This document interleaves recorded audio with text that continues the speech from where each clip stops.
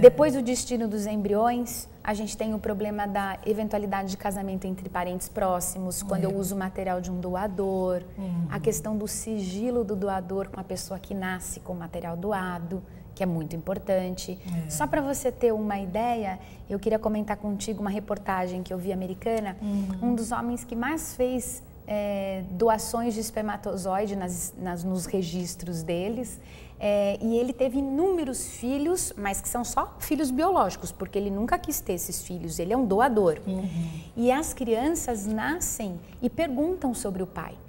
Elas foram entrevistadas nesta reportagem que eu assisti e lhes foi dado o direito de conhecê-lo. E elas criaram a fantasia de que estavam conhecendo um pai. Olha. E para ele eram apenas crianças. Certo. Não tinha nenhum sentimento por parte dele, doador, e por parte delas havia aquela expectativa de que uma família poderia começar a se entender. Olha que judiação, problema também psicológico daquele que nasce. Da criança, Aqui claro. a gente defende, ou eu defendo, que pode haver a quebra do sigilo do doador, mas em casos assim, de rigidez psicológica, de perigo para a vida e saúde, por aí, né?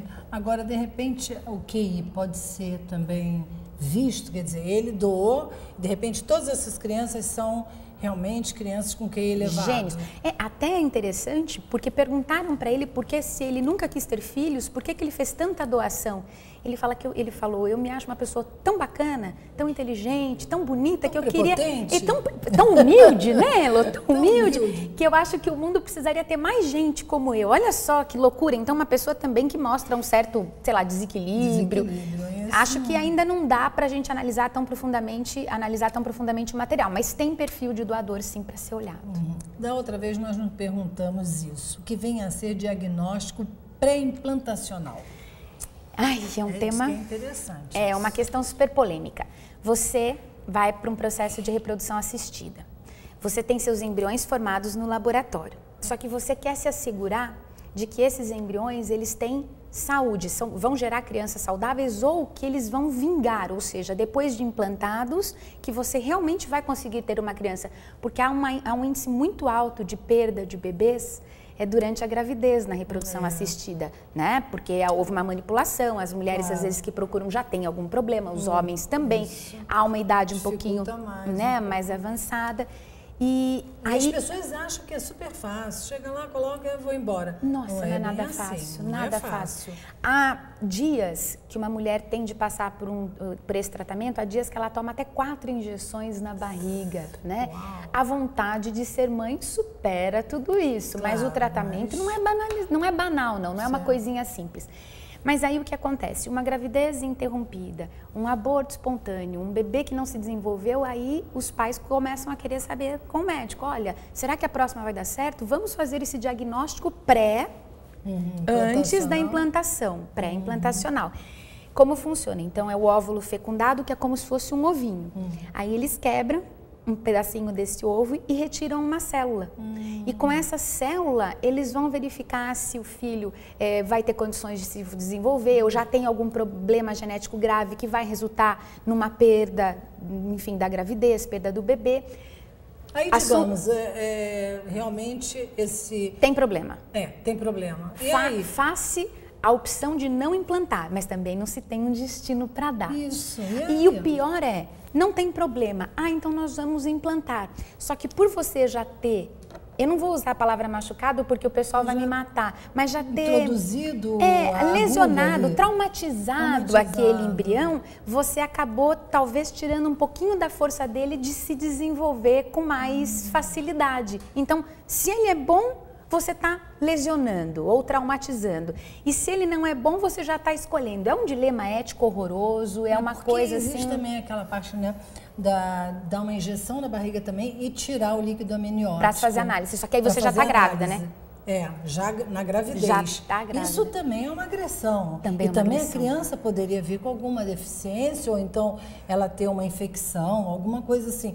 Eu me lembro na época, né, que eu tive meu último filho, E as pessoas comentavam muito que era muito perigoso tirar o líquido amniótico. Todos esses procedimentos são de risco, né? Então. Agora, Lô, todas as vezes que a gente tem um bate-papo sobre reprodução assistida, na maior parte das vezes são médicos falando. Até aquela curiosidade, nossa, mas você é advogada, doutora nem é médica, doutora em direito, né? Não em medicina. Mas a gente tem que verificar os problemas que a reprodução assistida pode trazer para o nosso mundo. Claro. Os problemas sociais, os problemas até mesmo de orçamento, econômicos, psicológicos, jurídicos. Então, reprodução assistida entendida como um todo, né? E as religiões também? O problema é que a gente posiciona super sério. Então. Na Igreja Católica, a gente tem a hierarquia bem definida. O Papa é o chefe da Igreja Católica. E ele já afirmou posicionamento por um documento chamado Dignitas Persona. Quem entrar no site do Vaticano vai encontrar esse documento, em que a Igreja Católica acredita que os casais possam ser ajudados, mas desde que qualquer ajuda não substitua o ato sexual. Ou seja, todas essas técnicas são tidas como não boas, afastadas. Exatamente. Já a gente tem uma abertura maior nos cristãos reformados. Eu pesquisei em vários, luteranos, metodistas, presbiterianos. Eles já acreditam que a ciência já pode colocar a mão para ajudar um casal, tal. Agora, uma passagem interessante num documento oficial da Igreja Luterana, em que se discute o limite ético dessa busca.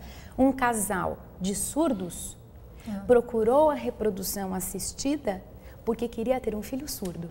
Olha que estranho. Para que a comunicação com a família ficasse mais fácil. Que interessante. Que coisa. E aí a gente começa a refletir, será que isso é válido, não é? E aí eu entrei nos judeus, nos muçulmanos, cada um firma o seu posicionamento de forma diferente.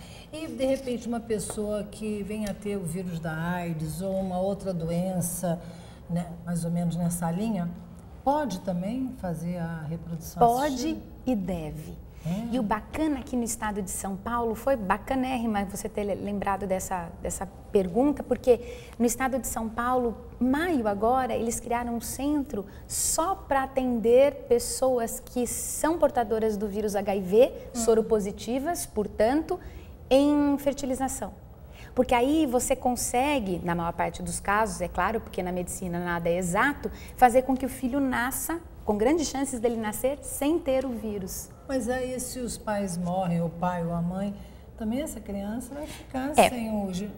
Pois é, mas filhos eles gostariam de ter de todo jeito, então pelo menos a técnica é para auxiliá-los. Só seria no caso desse aidético que está em tratamento por uma evolução positiva. Sem dúvida, acho que paciente em estado terminal ou que está muito mal nem tem essa intenção, mas bacana aqui do estado de São Paulo já ter esse centro aqui na Vila Mariana, é uma informação super útil. E o estado, ele controla essa manipulação? Bem mal, né? Bem mal. Não estou falando mal do nosso querido estado, agora a gente já tem uma, enfim, presidente, né? Está no PAC, tem como um dos objetivos do PAC ampliar a rede de reprodução assistida no SUS, né, no Sistema Único de Saúde, ou seja, esse tratamento disponibilizado para pessoas que não têm condição de pagar, então é um dos objetivos, e a Dilma não é a mãe do PAC, então esperamos que esse plano realmente se efetive. O Estado ele só controla por 2 resoluções da Anvisa, uma de 2006, outra de 2008, portanto uma já tem 4 anos e a outra 2, né? Uma criou os BCTGs, Banco de Células e Tecidos Germinativos, para começar a cadastrar quem é doador, quantos embriões existem, E a outra resolução criou o Sinzembrio, o Sistema Nacional de Embriões, para unificar todo esse tipo de informação. Só que, número 1, a divulgação é pequena, é tímida.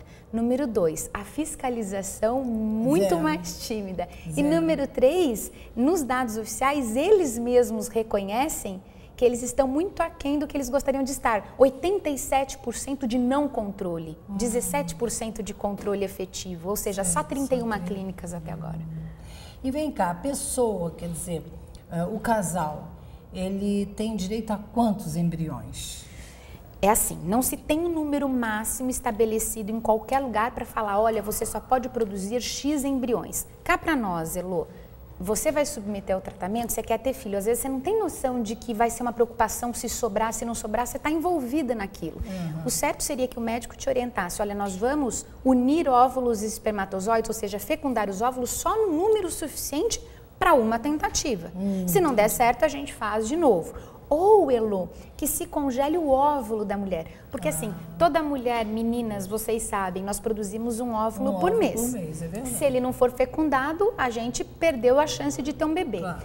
Quando você passa por um tratamento desse, você recebe um estímulo para produzir vários óvulos. E eles são depois, com uma microinjeção, retirados do seu ovário. Ao invés de já serem fecundados, você pode pensar em fecundar um número mínimo para aquela vez e congelar os óvulos.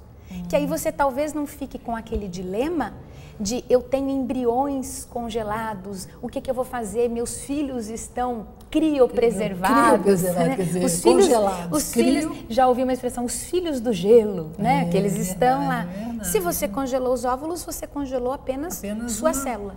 Uma parte de você sem ser